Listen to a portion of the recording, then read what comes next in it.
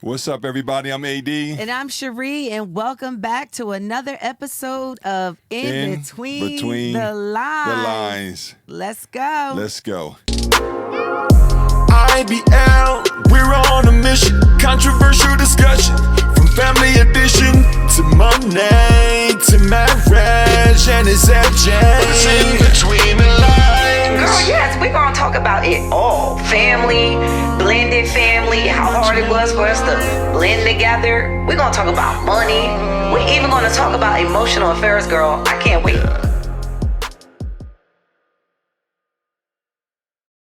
All right, y'all, welcome back. We are so excited that you're here with us. Yes!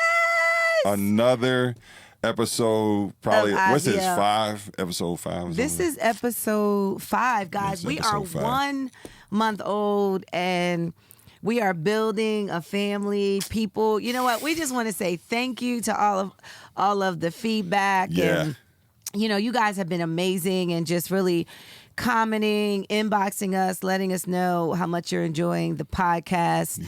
And that's what it was for. That's what it's for. Right? Like us telling you the journey of our lives so that way you guys can hopefully benefit from our stories, laugh a little bit along the way. Yeah. As we do this podcast. And it's been a lot of fun for us too. A whole lot of fun, and we have to be honest, I think I've been getting some healing. Yeah, you know, it's so crazy because as we're doing these podcasts, it's like, and some of them, like we said before, sometimes there's information that comes out that we didn't know about, right? And then after the podcast, we may have to talk about it. But it's like, I don't know. It's like, it's been like marriage counseling. Yeah. Hey, listen, before we get started, we want you to like, subscribe, hit the bell icon, and share this link. Yes, like, share the link. You know, we started out IBL talking a lot about marriage, but it's more than marriage. Our life, you know, stick around. You guys are going to hear an episode on parenting. Yeah, it all. Our life encompasses so much. You know, our journey in accepting our call, purpose, all kinds of fun stuff. So just rock with us, and you know, every time that bell goes off, push play, and we promise to be real, raw, and transparent that you guys can thrive and survive. And share the link. Share the link. Yeah. Listen, we're trying to get to 100 subscribers, guys. I think we're halfway we need there. 1,000. I know, but you got before you get to 1,000, you got to get 100. Before you get to 1,000. You got to get 100. Yeah. Let's just say we need 1,000. All right, we need 1,000 subscribers. We need 1,000 subscribers. But listen. We put it out there. We said, listen, we got a free hoodie for somebody. Yes. Come on, we gotta give her some dat on this one. Our friend Karen. We love her. Yeah.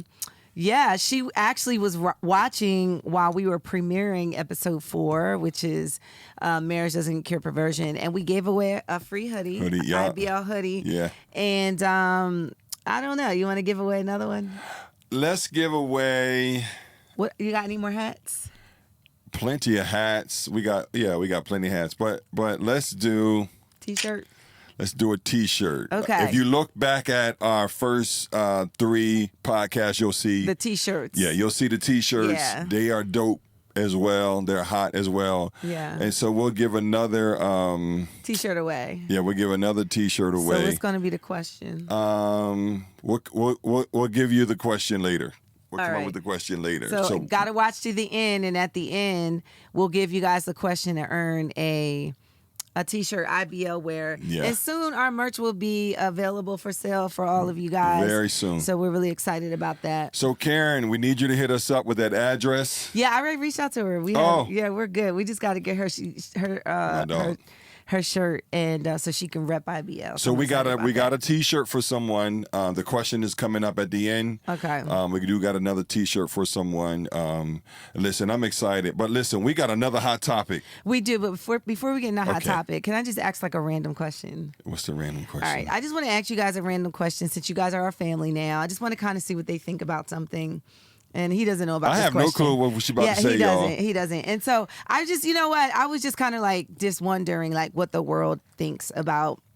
All right. Do you guys think like, or let me ask it this way. What do you guys think about like spouses Like if the husband tells the wife that she can't cut her hair, or I mean, just a random question. I'm not saying it pertains to us. I'm just saying, like, okay, so, or if the wife says, I don't want you to grow a beard, like, and so what do you guys feel about that? Like, do you feel that the spouse should have the right to ask the other spouse not to do something to their physicals? Based off of how they like to see them. Yeah. Look, we're not justifying it. I'm just curious. I got into a small question, this discussion with some ladies and some guys, and it was like all over the place on what people thought. So I'm just curious what you guys think. Put the answers in the comments. What do you guys think? Do you think that the spouse has the right to ask the other spouse to change or even not change something about their appearance based off of what they particularly prefer?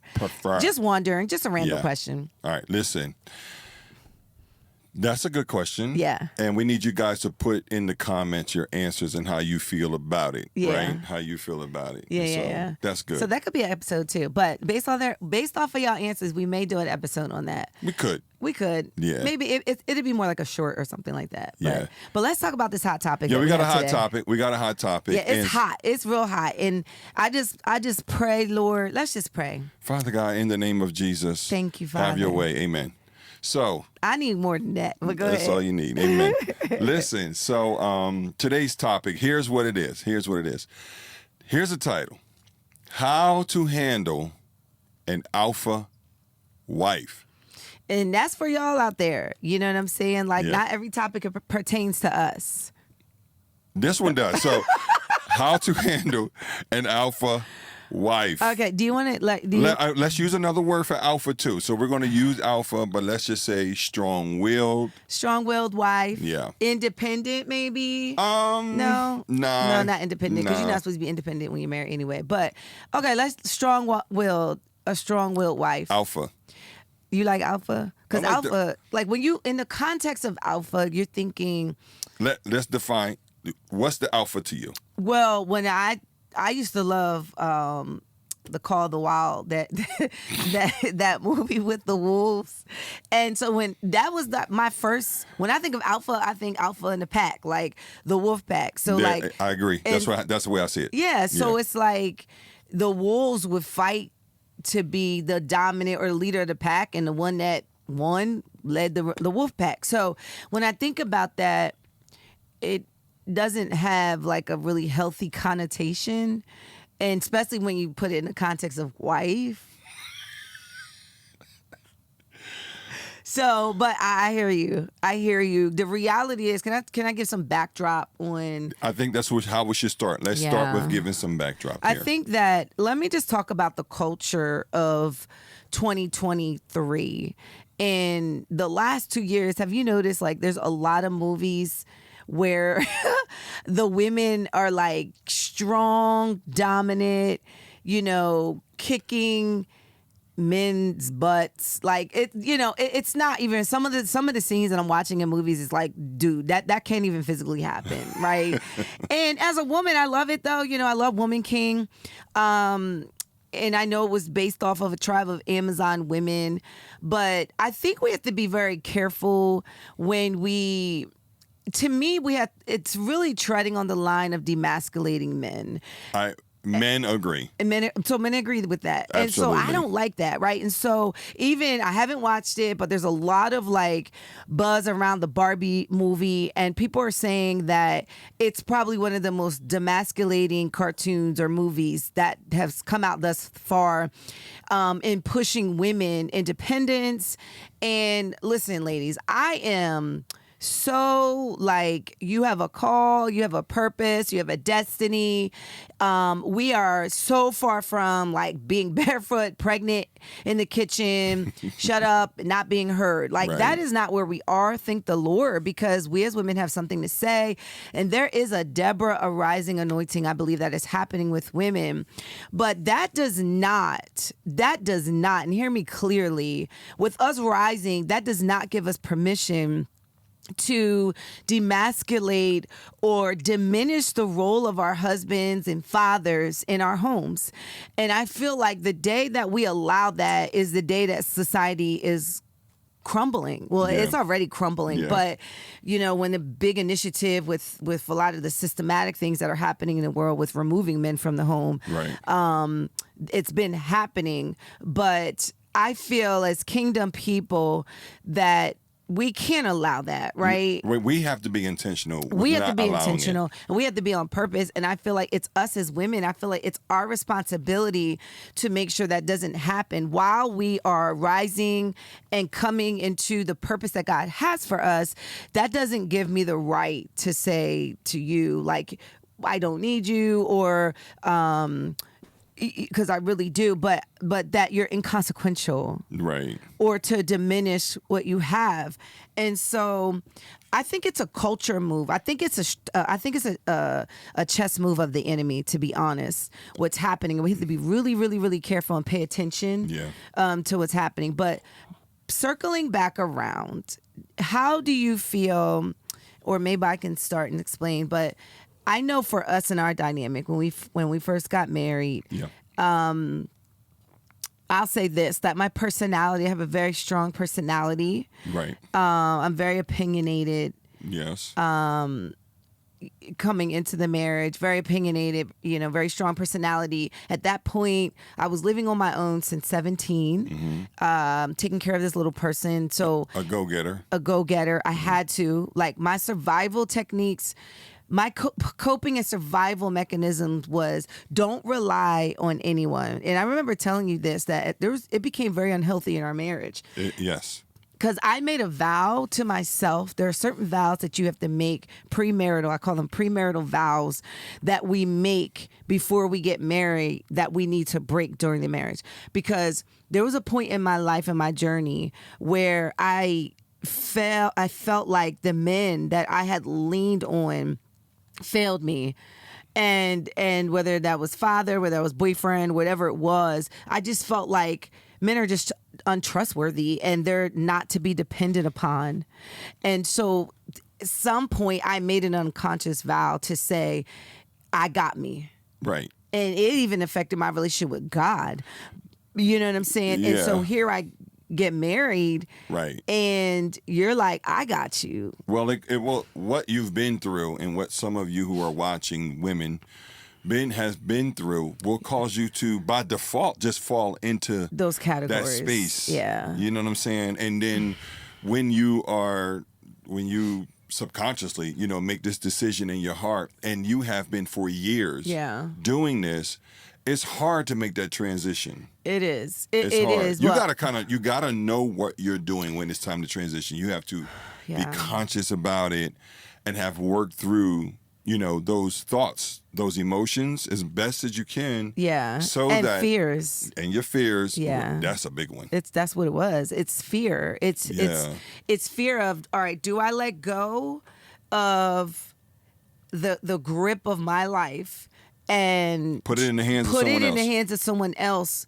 A man. When the track record of men in my life have been, when you don't do what I want you to do, I disregard you. Or when you're not doing what I need you to do or want you to do, I physically abuse you, or I cheat on you, or I reject you. You know what I'm saying? Or I abandon you. Okay. Or I withhold myself from you. So here's a question. Were you born alpha or did you become alpha? I think it's a great question. I don't know. Because if you talk to my mom I was going like, to say, what would mom say? Mom would say that she brought the James Dobson How to Raise a Strong-Willed Child because of me. Right. So she said I always was strong-willed. She said she remember when I was like 3 or something, and she, like, I don't know if I slept with them or what, but she said I had an issue of like always going in the room. Like, and she said she remembered in one night, like it was like 12 times, like she would get up, put me back in my bed. Yeah. And she said, I just was one of the most stubborn children that she's ever seen.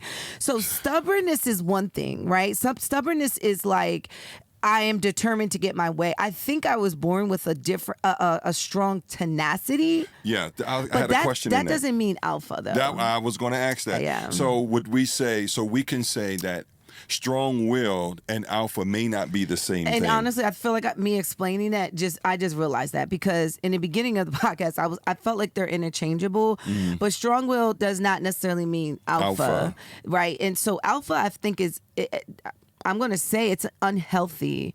It's an unhealthy perspective that was probably given from trauma, fears, and the need to be in control.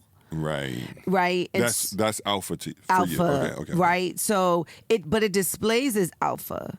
And so a lot of times we give permission on things because we're like, oh, that's just how I am. I'm alpha. I'm a leader. I am a natural leader. But you can have leaders that are not that are still submissive. Yeah. You can have leaders that are still emotionally intelligent, where they score high on emotional intelligence and they're empathetic to the thoughts and feelings of others. Yeah. But versus someone who is stubborn in their control of things have to be done their way. Their way. Okay. You understand? Okay. And so I think I had all of the above. Okay. I would say that you don't want to say it. You don't want to say it, but I'm pretty sure in the beginning of our marriage, maybe in the beginning, I don't know. I feel like I morphed into something. I feel like at some point I turned into a monster. Well, I kind of helped that. Right. And so and I kind of helped that. And in the one way that I helped that was I did not lead from okay, let me back up to help explain that. So I saw this personality. I saw this person, right? And because of your past and what you've been through and you've shared with me what you've gone through, I was tiptoeing a lot on how to handle, or if I saw some things that needed to be straightened out a little bit, or maybe we should sit down and talk. Yeah. I did not come to you and have that conversation because what I did not want was you to feel like I was them. Trying to control me. Control, shutting you down, not giving you a voice. And because of that, it went on so long. Years. Right. It was just the way we lived, in a sense. And then when you finally ask for something one day, many years later, and I say no for the first time. And then I just fall out. Throw a touch of tantrum. I was manifesting. But that I didn't help it in that way. You know what I'm saying? And then because you enabled me. Yeah, I did. Right. So every monster needs a good enabler. Was I a good enabler? He was a good enabler. A good one. He was a good one, y'all. I was pretty foul good. You were pretty foul good. So, okay, let's get into some nitty gritty of these things. Yeah, let's talk about this. So because it's still kind of surface, and I want them to really understand. And so, I'll just talk about myself, and I feel like I'll answer. I'll talk about myself, and then hopefully that maybe can expose a dynamic in your personality. If you're single, I want you to listen in. I want you to lean in, because I've been talking to a lot of single people here lately, men and women, and some of them have been single so long they don't know how to be vulnerable. And they don't know how to, especially women, to be tender and submissive to a man. And submission is being so twisted in this day and age and in the church. But submission, it truly does. Let's be clear too, because I don't want us to be to give people a watered down definition of submission just so it's palatable for them. The reality is, guys, the scriptures say that we are the weaker vessel as women. And that's true. It's proven, because women are doing the job of men, and we are dying at epidemic. I shouldn't say epidemic because I'm being extra, but we're because it's not an epidemic. But we are dying from heart attacks way earlier than doctors say we should be dying. And I believe, especially Black women, that it's because we're not trying, and some of us don't want to, but we have to carry the burden of being mother, father, provider, right? You know, teacher, if you got sons, you play like we're all over the place. And we weren't created for that. No. We just weren't. And so I'm saying to say that there's nothing wrong for a woman. It's actually strength to say that I'm weak. Yeah. It's actually mature for me to say that, you know, I need my husband.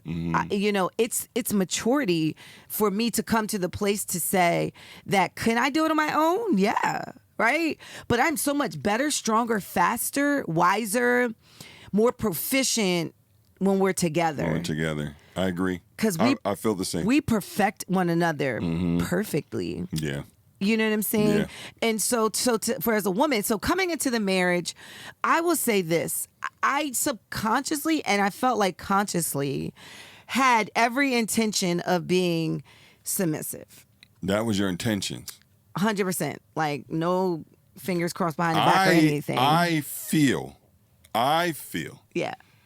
you're telling the truth. No, like, Because I'm thinking back of when we first met and how you were. Yeah. I didn't feel opposite. I felt like I feel what you're saying is true.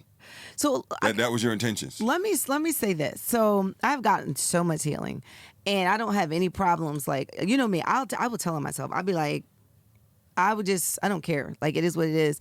But I remember, like, if I look at myself in high school, I was very, like, I still stood for something, and you could tell like that there's this quiet. My dad used to call me when I played basketball. I was like tenacious, man. So there was this tenacity there, but I still was like meek and tender Right. and very empathetic of other people. That's who I met. Right. So that was this person, okay? And then I go through all this hell. So, you know, we know the story, getting kicked out at 17, moving in with an abusive boyfriend at the time, 3 years abusive with a maniac who is like schizophrenic, manic depressant, narcissist, literally. Like, I didn't even know the term narcissist back then, but Right. if it was, he's not even alive today, died. But if I knew what that term, it would be his face. Like, he was classic narcissist. He was just downgrading to anyone that he felt was less than. Right. Anyway, so here I am, 17, 18, and 19, very pivotal years in someone's life, right? And here I am spending it with a crazy person. I'm sorry, like, somebody's probably like, don't call him crazy. He was crazy. And he was crazy.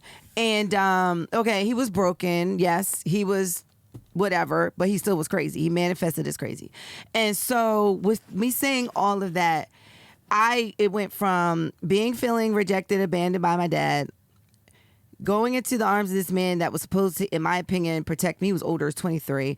You know, it was like, I'll take care of you, I got you, but really I don't. I just want to abuse you because I'm sick.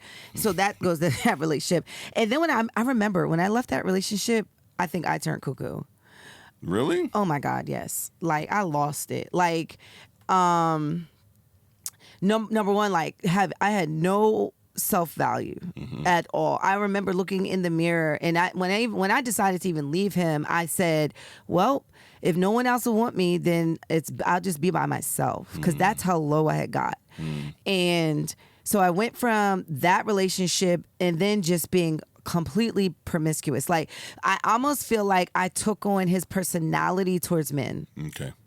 So, like, it was like all the nice guys or guys that I dated after him, I felt like got the brunt of the pain that was caused because of all that other stuff. Okay. So you feel that helped turn you into?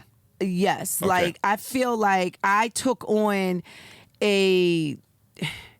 it was like, you know, survival. It wasn't even just survival. It was Okay. like I had to take on, and I'm not talking about like in a schizophrenic way, but I took on. It changed. It was like, oh, weak people. Oh, when you're kind and when you so weak people don't win. Okay, so I know what that looks like then. So I ain't her no more. Okay. You know what I'm saying? Oh, when you put people first, you end up last. Okay, so I'm first. Okay. Okay. So I'm gonna get you before you get me. Gotcha. You understand? Okay. And so, and then it was like, don't worry, y'all. I don't care what they say. Like, men are always liars, right? I took on this mindset. They're always trying to get something from you. But don't worry, Ree, I got you. Gotcha. Okay, I hear you. And guys, I'm pretty sure this was subconscious. Like, I don't remember sitting in my room and be like, all right, like, all right, we got, like, it wasn't like that. Like, then it wasn't like that. But it was subconscious protection of my heart. Mm-hmm. And so what would happen with me though is over the years, I started dating multiple different people and became promiscuous. And I remember though, I will always break up with them before they would break up with me. Or if I saw any inkling of a sign, I mean, I don't care if they had a bad day or not. If anything in their personality triggered me to look like him, mm-hmm. I was out.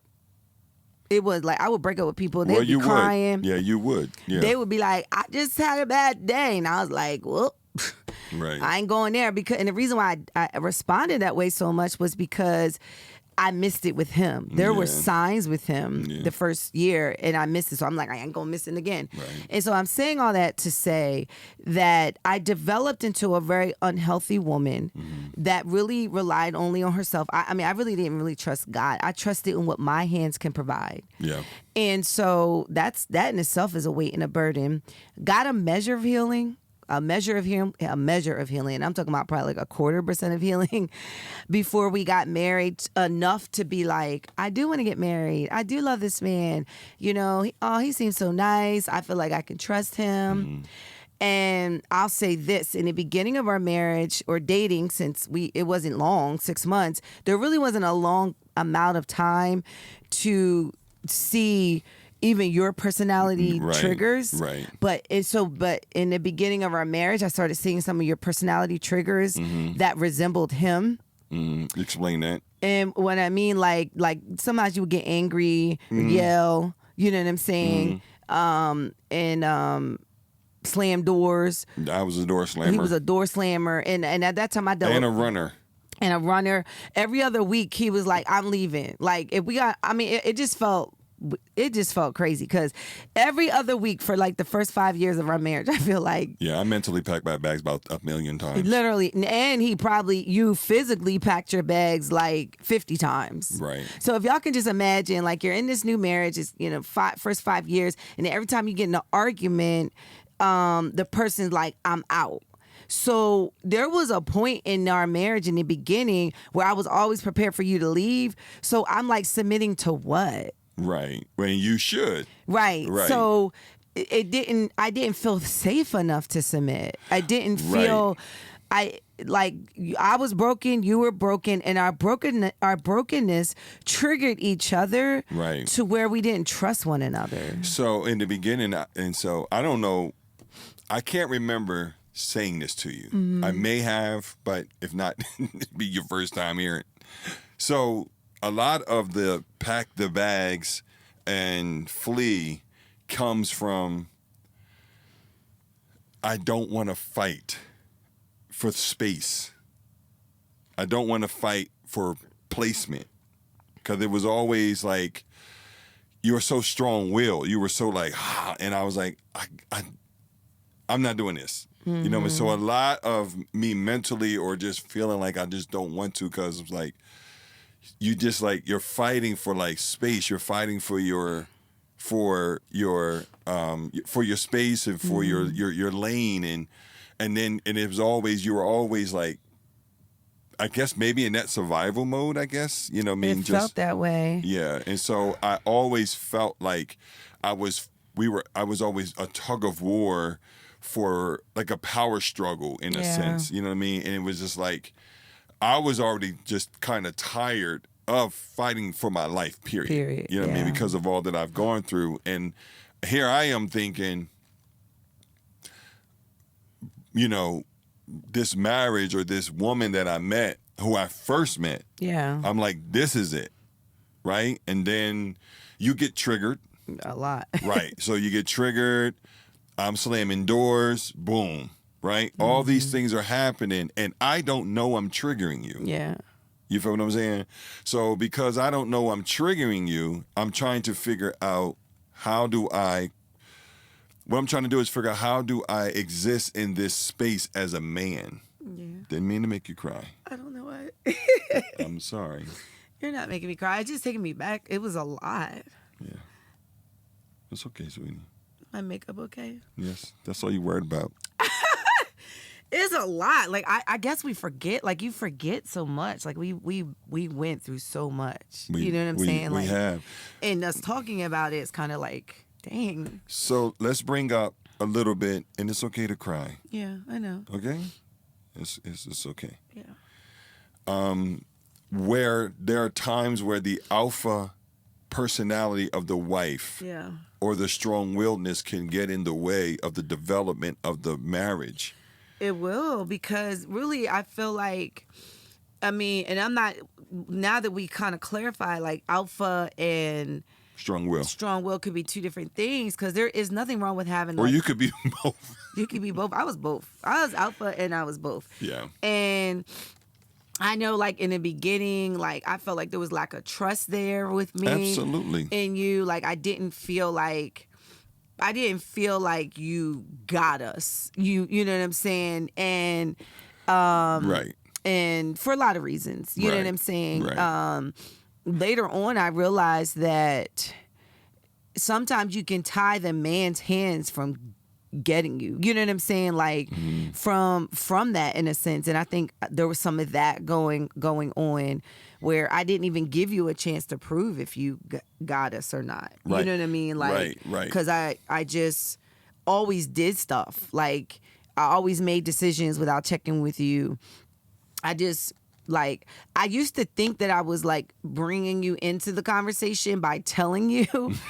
But I would be like, yeah, babe, we talked about this. And yeah, you like, no, you talked, like, yeah, you talked mentioned about it. it. Or you mentioned that you were doing it. But it never crossed my mind that the concept was me submitting a plan to you and us deciding if we're going to do it. Now it's like that. Yeah. Now, like, that's what we do. So it seems so much clearer. But back then, it never crossed my mind that I had to be like, even big things. Like, I would be like, oh, we're going to move. Like, babe, You did that 2 times. I'm like, oh, yeah, we're two going to times, move. yeah. We're going to move. And, we're looking at this house. And then you just went along with it. Like, you would go look for houses. I'm promising you, right, what I'm about to say is true. There are so many things that I just did not agree with. Really? But I would not stop it because I just never wanted to break Like, you. name something that you feel like you didn't agree with. Moving. Like, because we move so much, or? Because we move so much. Yeah, and so every time we move, you just didn't agree with it? I agree with one move.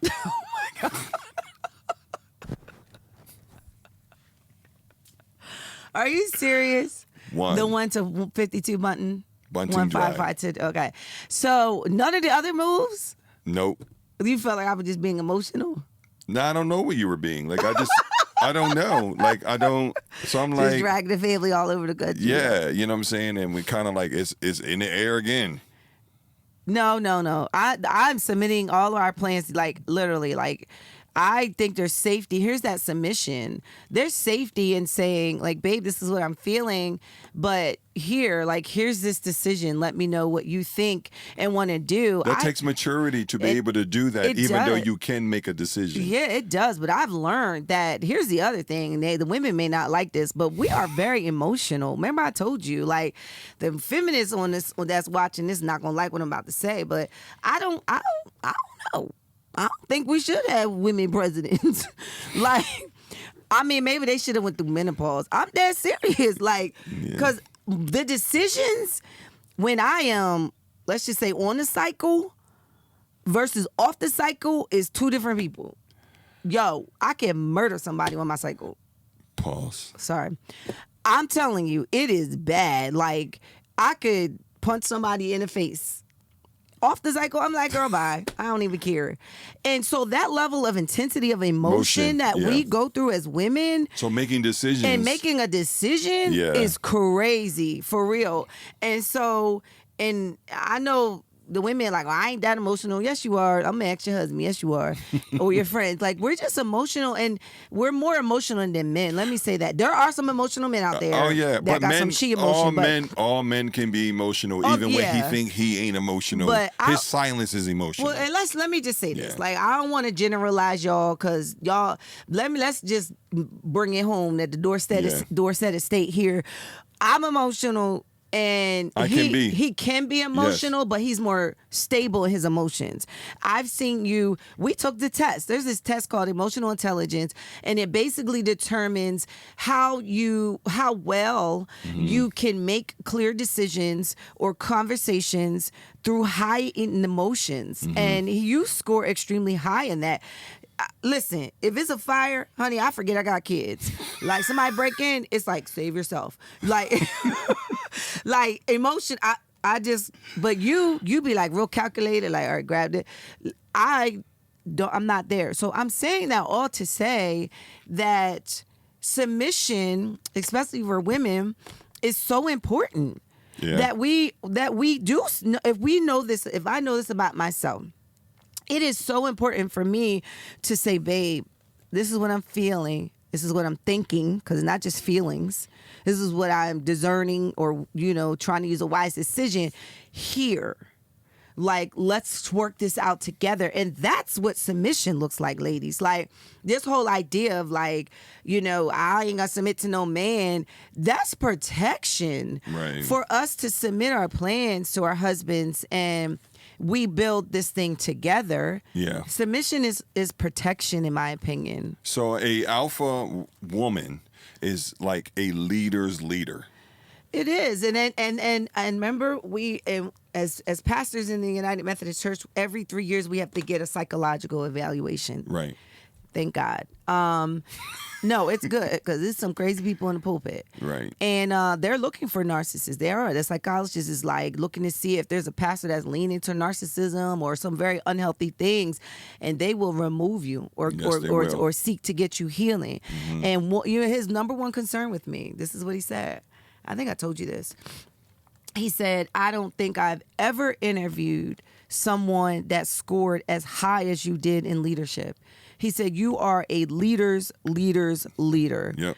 And he said, he literally was like, how's your marriage working? Right. Because he said, I scored so high in it, and I was so strong that he said, I've never seen anyone score that high, is what he said. Right. And I know that about myself. And I've learned over the years to not dummy down, but how to submit to healthy leadership. The best leaders are the ones that can follow, to submit to you. Still got more room to do, but I feel like, well, let me ask you, do you feel like I've done better over the years? Absolutely. Yeah, like I don't Absolutely. feel like, I feel like, first of all, there's trust there. Like, I feel like I could trust you. And when I say trust, guys, I'm not talking about like stepping out of the marriage or anything, but trust for me is like, can I trust you to pay the bills, or can I trust you to handle our children? You know what I'm saying? Kids, with our life, or to make wise decisions as the leader of our home. Or if you have a vision, can I trust you to follow that vision, and for me to become a help me in that vision? And so that is a key component of a healthy marriage. And for half of our marriage, we didn't have trust.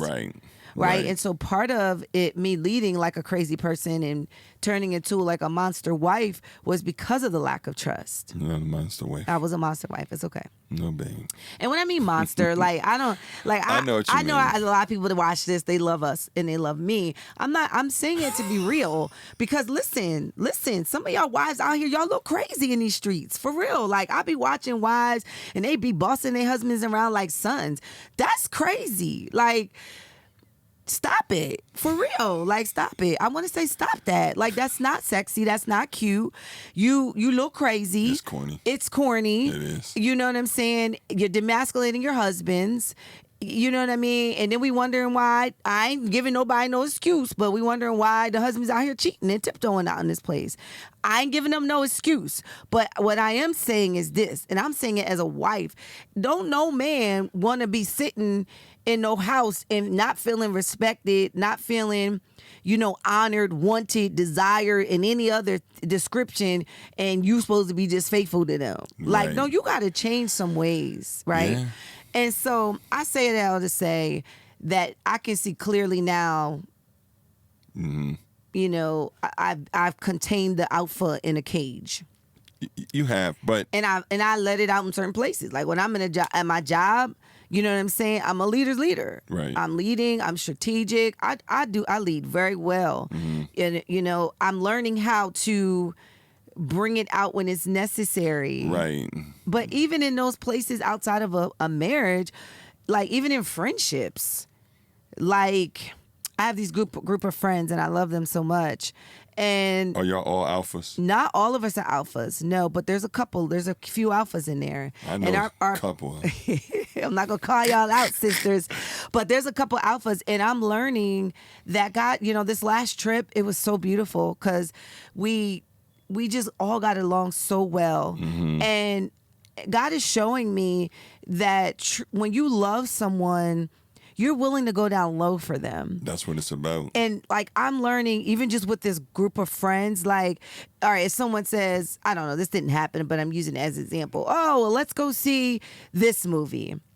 And then I really didn't maybe want to see that movie, but I love you. Right. So it's not always about what I want to do. Right. So we're going to go see that movie. Right. Right. Even though it was corny. Right. No, I'm joking. But you love them. But you love them, and it's an honor to do that. Yeah.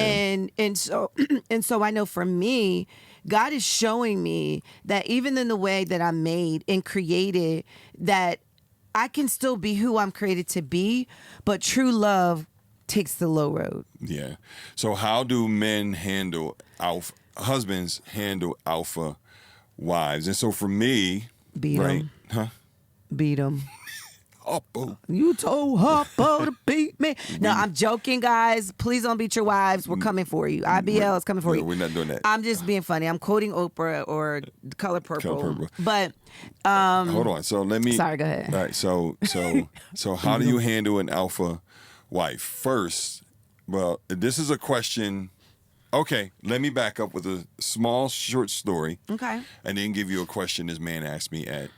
So Oh, in Lord. the UMC, in the United Methodist, we had to do a presentation for some financing things. Oh yeah, I remember. And being the senior pastor of the church, I had to present.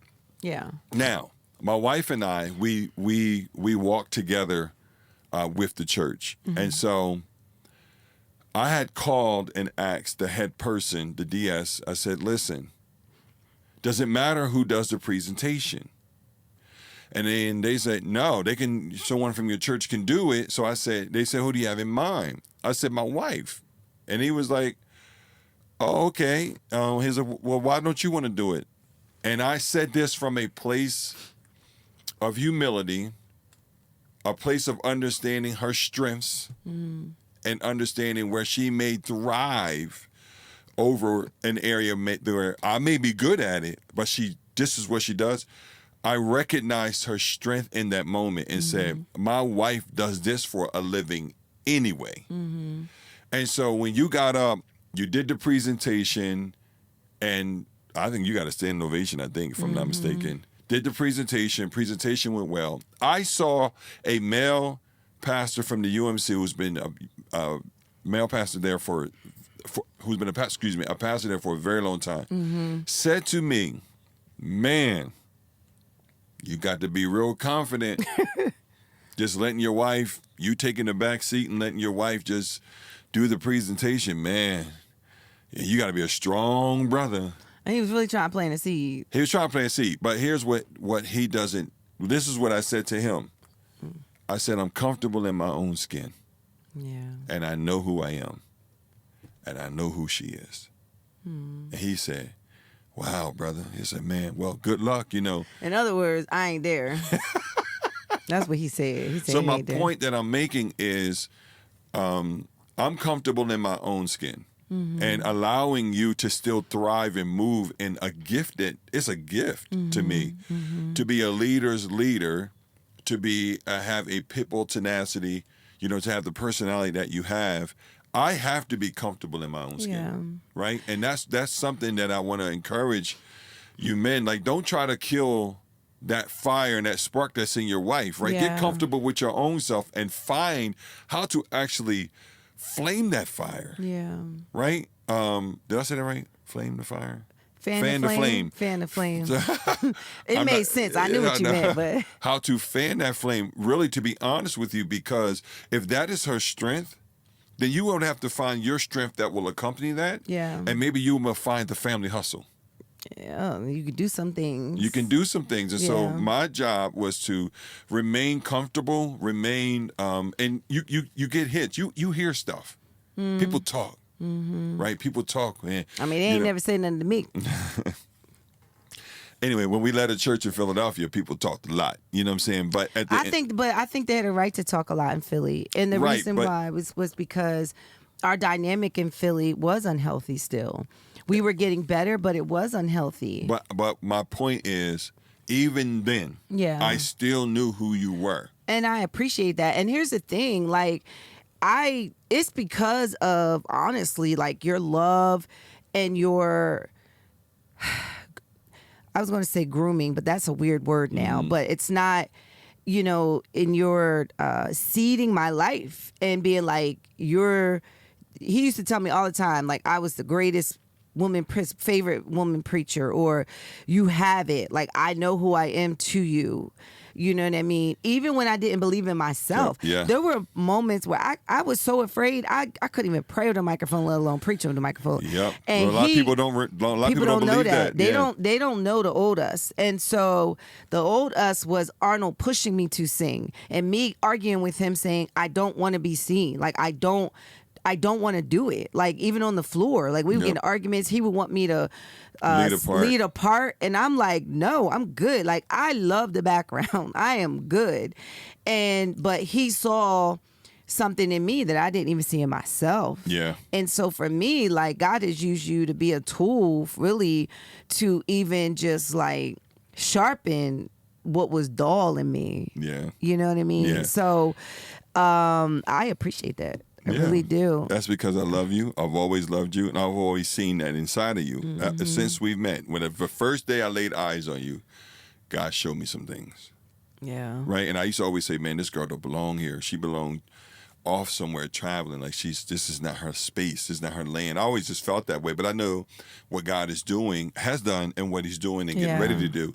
But at the end of the day, my job as a husband who has an alpha wife, a leader's leader, strong-willed wife, is to handle you with care, right? And help create the space for you to thrive in that area in a healthy way, though, right? And for me, it's not for me to take advantage of that and be thank you for moving out so I can shine. No, a healthy, mature response, a godly response is to be meek, to appreciate, to not take that for granted, to, when given the opportunity to make a decision, to reciprocate that same level of grace. Yeah. And not to forget, you know what I'm saying, that reciprocation is needed, especially in a marriage.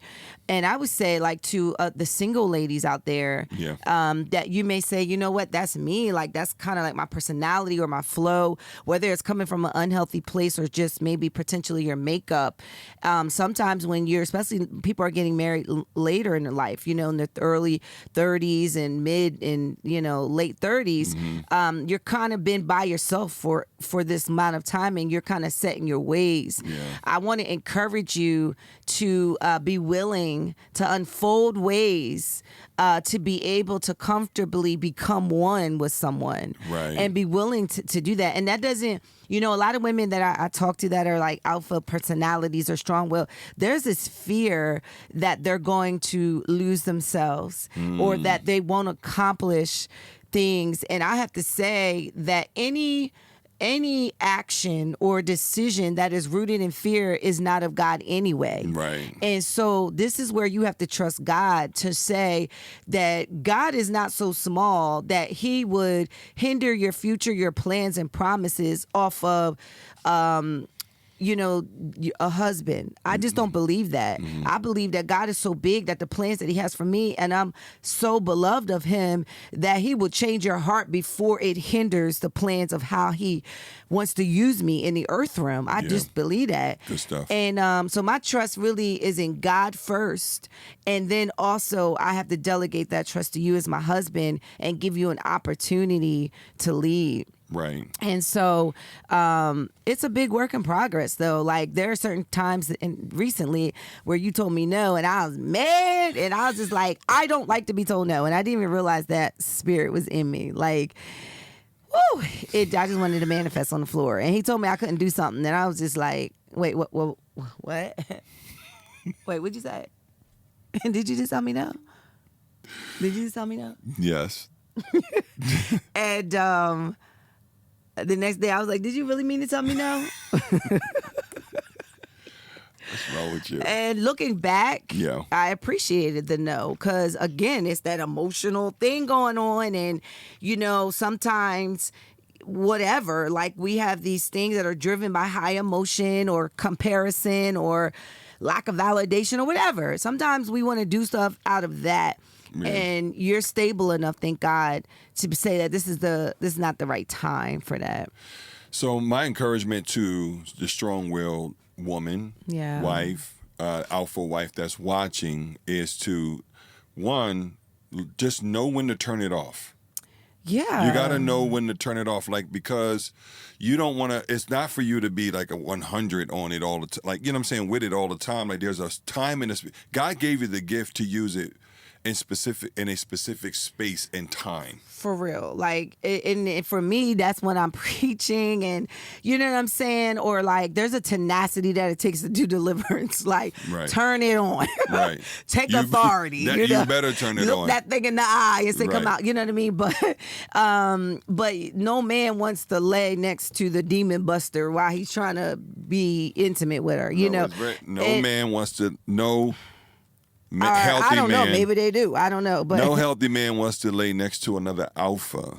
next to another man, and if they do, then that's Pause. another thing. Pause. Okay. Pause. But what I'm trying to say is that I don't know. Like, I feel like there's like a masculine spirit that's kind of manifesting in women anyway that needs to be quelched. Like, you know what I'm saying? Like, I Yeah. kind of like, I can't explain it. And it doesn't mean that you're like transgender or anything like that. What I'm saying is that there is just a lot of just like aggression Yeah. that women are carrying, and it's demonstrating in very aggressive ways. It seems like That's this a turnoff. It seems like this alpha thing for women is a culture, but it seems like it's like a fad. It's like, girl, be a boss. Right. Right. There's this whole thing of like boss up, and in the business world, go ahead, go do your thing, be a boss.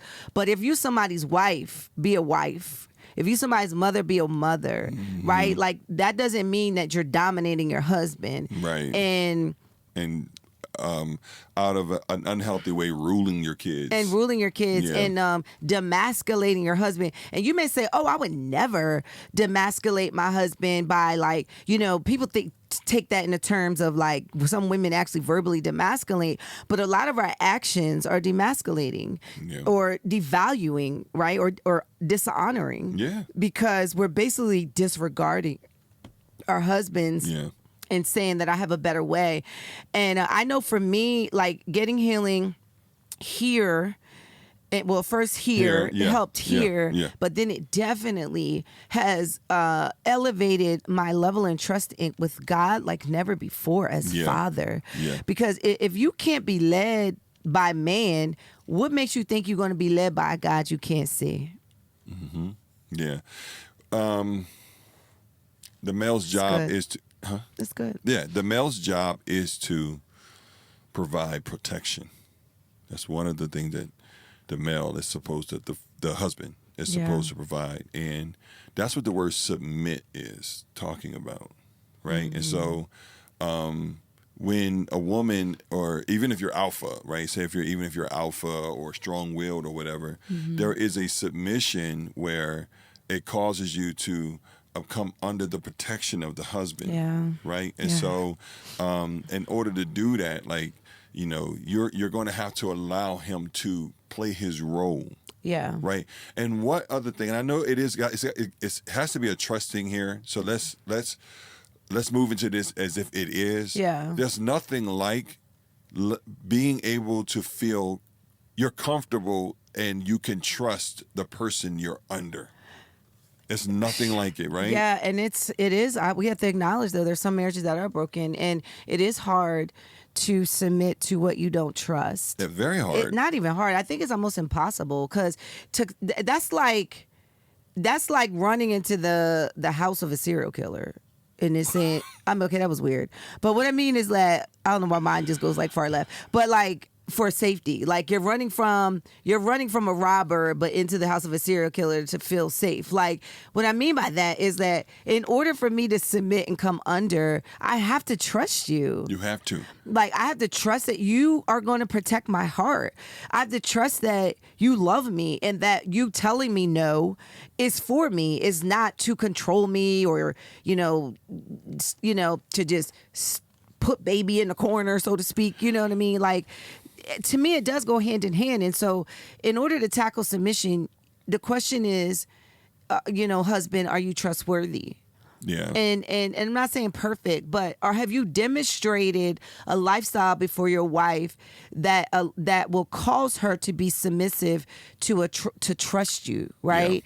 Yeah. And I know that was healing. I remember many times, like, my husband is so kind, because I remember, like, there are times, like, you would just, like, sit me down, and you would be like, you're not going to rule me anymore. And what that's going to look like is I'm going to be making these decisions. Right. And he wasn't like, I was just like, okay, it was kind of cute. Like, okay, all right, making this decision, and I remember that, but it felt very safe for me to begin letting go. And then you would say, when I would be doing something, you would be like, see, this one of those situations, like, you would show me how I was usurping. Right. And I would be like, okay.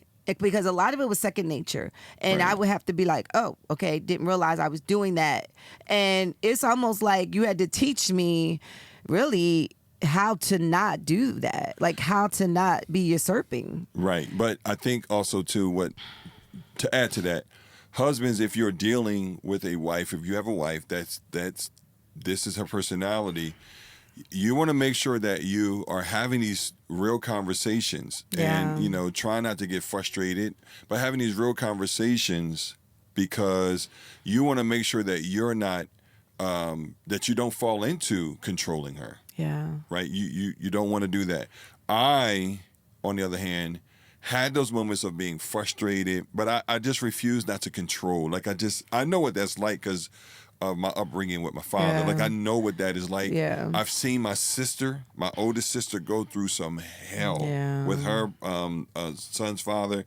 I've seen it. I've seen my mom go through it. So I didn't want you to deal with that. And so I'm like, I'm like, I can't do that anyway. Like, yeah, but it's still a testament to who you are, because many people, even though they don't like it, they turn into what they don't like. Right. But I wanted, to your point, like, I sat you down quite a few times to have these talks with you, it was because a lot. I wanted you to, it was a lot. It was a lot. I was being gracious. He said quite a few times. It was a lot. I wanted you to feel I loved you. Before, I need you to know that I'm sitting you down because I love you, and I'm about to tell you something that's uncomfortable for you. It was uncomfortable confronting me, right? I had to confront me, but I felt like I want to be healthy. Like, right. I don't want to be that chick. And I feel like God on purpose started showing me wives that was like, probably like me, right? And you don't see how yourself, because no one can actually see themselves. And I started seeing myself in these displays, and it just turned my stomach. I was like, that ain't cute. Like, that is not cute. Yeah. And I started disdaining those parts of me. I don't want to be that. I don't, I don't want my girls. We got 3. We got more girls than we got 4. We got more girls than we got boys. Yeah. And I don't want my girls having issues with their husbands, and the husband's calling us talking about mom and dad like she rebellious, she not listening, she just doing whatever she want. I would have to take the blame for that and say that's a part of my bad parts that I gave them. I don't want that. Like, I want my girls to That's be good in stuff. healthy relationships. That's good. That are, if you're going into marriage, don't go into marriage to rule your husband or to be like, then why get married and just stay single, right? Like, I want them to go into marriage and build something beautiful, become a beautiful helpmate to their husbands, and build this life together. Yeah. And so I got to break it in me first, right? So it doesn't become this generational thing. Yeah. I know one thing also, and we could probably close with this, is that our family on my dad's side, all of the women are very strong, his sisters and my aunts and stuff. Very. And extremely strong women. They are very alpha in nature. Very.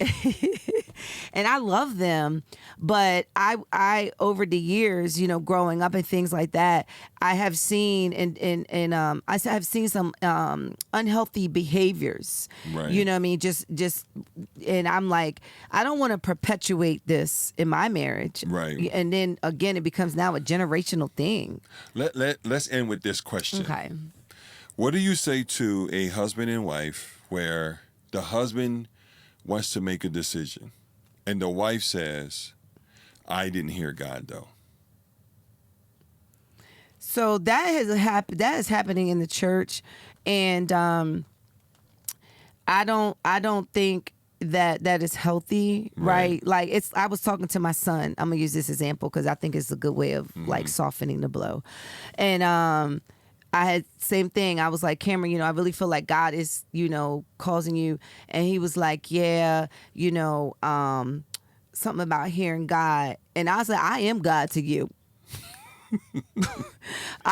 You know what I'm saying? Like, I'm your mother. Like, and it was a decision. It wasn't like a life decision or whatever. It was something. And I'm like, I'm telling you, like, as your mother, as a prophet, as your mother, as an authority figure in your life, God speaks through people. Right. And this is where prophetic people have to be very careful, is that we'll miss the voice of God because we're disregarding it coming through an individual. Right. And we're so used to, that spiritual download from God to you, which is great. But God speaks through people. He speaks through connection and relationship. You know what I'm saying? And unless your husband is directing you in a way that's anti-God, right? That's a whole nother conversation. Then yes, like if the husband needs to make a decision, and you might be like, well, I'm still waiting. The church, I remember you were like, God was telling us to move forward in the church, and I didn't feel that way. God did not tell me that, and my emotions were telling me opposite. But I was like, all right, this is what you healing, this is what you feeling, and there has to be grace there. Has to be. Because we launched the church 3 times. 3. Uno, dos, tres, right? And that third time is stuck. Like, God was like, season, but the first time it wasn't a good time. Right. But I still followed, and we learned some things. The second time, Timing. oh my God, I was pregnant with one of them, just had a 3-month-old, and was working like 10 hours at the bank. And he was like, I feel like God's going ahead. And I was like, God ain't saying this. And I was like, are you sure, babe? Because I was all exhausted. I was like, Right. Are you sure, babe? Because, and you was like, yeah, this is what God's saying. And then within a year, we was like, okay, made a mistake. But I think that I think that there's grace there. Yeah, but I'm saying more so like they have to make a decision. He heard God. I think that's important. And she says, I haven't heard God. I think a God spoke then. I think That's my point. Yeah, I'm sorry. Right. I went all around the mulberry bush. But I think, God may not speak to both of us. Right, but even I think that's important for you to trust your husband's voice. I do still, but let me help. Let me. So I believe that the husband is the visionary of the house. The husband is the visionary of the house. And there are moments where I believe that, but depending on the season and where he is, and God is trying to get something to him, there could be blockage. For sure. But the wife is there as the helpmeet. Yes. And God sometimes will speak to both or through one or the other. Right, right. So I do believe that there are times where God will do that. Yeah. But if he is saying he hears God for a shift, decision, X, Y, and Z, Yeah. and she is like, well, I'm not feeling that because I haven't. God hadn't told me. And then you can look at her and say, I am God to you. It's like, I knew you was about to. you can look at your wife and say, I am the voice of God to I knew you. you was about to say something crazy. Because there's a lot Real of talk, like real talk. women leading the husbands, you know what I'm saying, all over the place. Like, you know, oh, well, I'm mad at the pastor, so I'm leaving. This be happening. And then a woman that took the whole family out that church, and then she now to another church. And then she mad, got an argument with somebody, and then she like, we're leaving. Now we're going to another church. Like, this is foolishness. Girl, sit yourself down and get some healing. I'm serious. Get the healing that you need. Mm-hmm. And what is your husband saying? I ask people this all the time. When we do counseling, or a lot of times the wife, we're doing a lot of the talking. Mm-hmm. And then we be like, okay, that's great. Now, what are you saying? Right. And a lot of times that husband comes with the most soundest counsel and wisdom. And we like, you should have been listening to us. You don't need us. You just need the spirit of submission to listen. Right. Not always, guys. But what I'm Right, saying is that right. there's a lot of the family being dragged all over the place, even with the vision, because the husband is not standing up and saying, I had enough. I have a vision. You just never asked. Right. Or you don't like it. That's real, like for real. Like Yeah. you're not gonna like every decision. Right. There's a lot of decisions that he makes that I don't like. And I could see it being done a different way. Right. That don't mean like sometimes I'll come to you, I'll be like, babe, have you thought about this or da da da, and he'll be like, yeah, I have, and we going down, Mark, we going right. You know what I'm saying? And I may not like it, but this is where, come on, kids, this is what we doing. Right. Because hey, that's honor. That is healthy submission. You know what I'm saying? And I think that God honors that. He honors that in me, that I honor my husband. Right. This is good. It's spicy a little bit because I know I could just feel the people and they getting a little tense. They like. So the alpha wife and the husband can exist.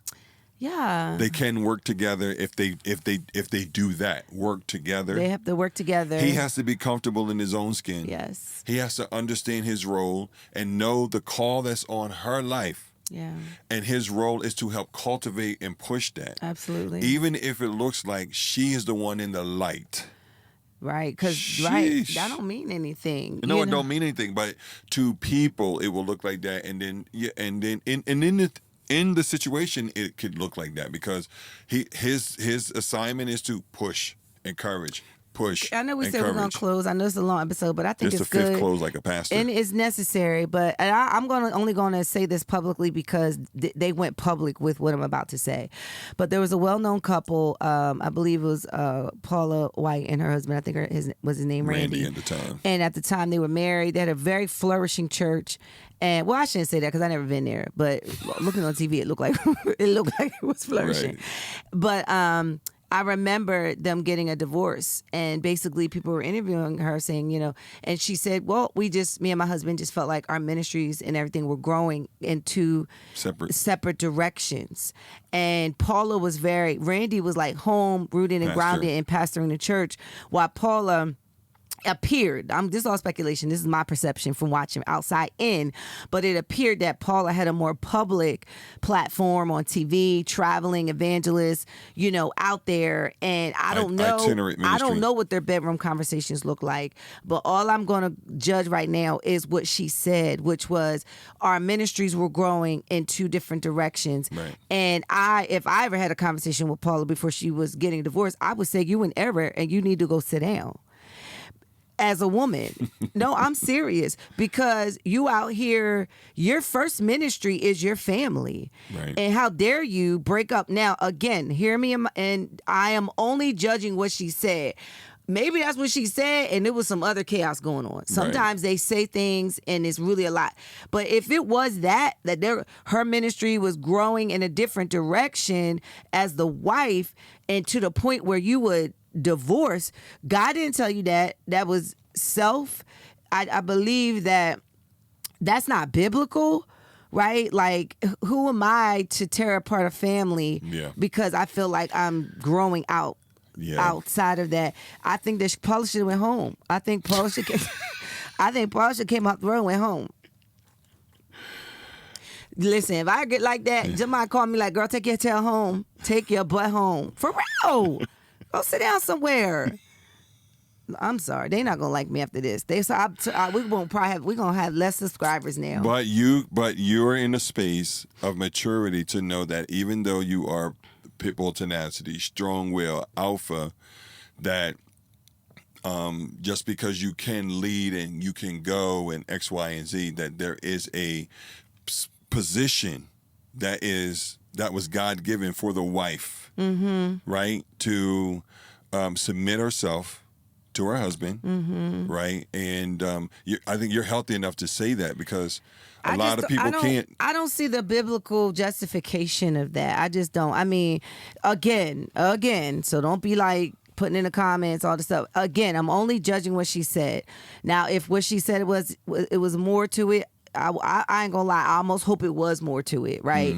Because it saddens me that a wife would justify leaving her husband, and their kids are probably grown at that point, but to break up that family. Or both of them deciding to do it. Both of them deciding to divorce because their ministries were going in separate direction. Like, that just sounds like a spiritual contradiction. Yeah. Like, girl. Okay. Anyway. What y'all think? I don't know. What y'all think? Put in the comments. Hopefully, you guys were.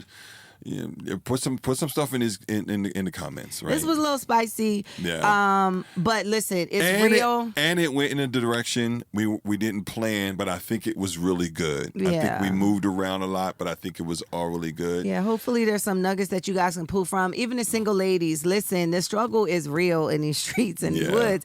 Like, there are some things that y'all need to really think about.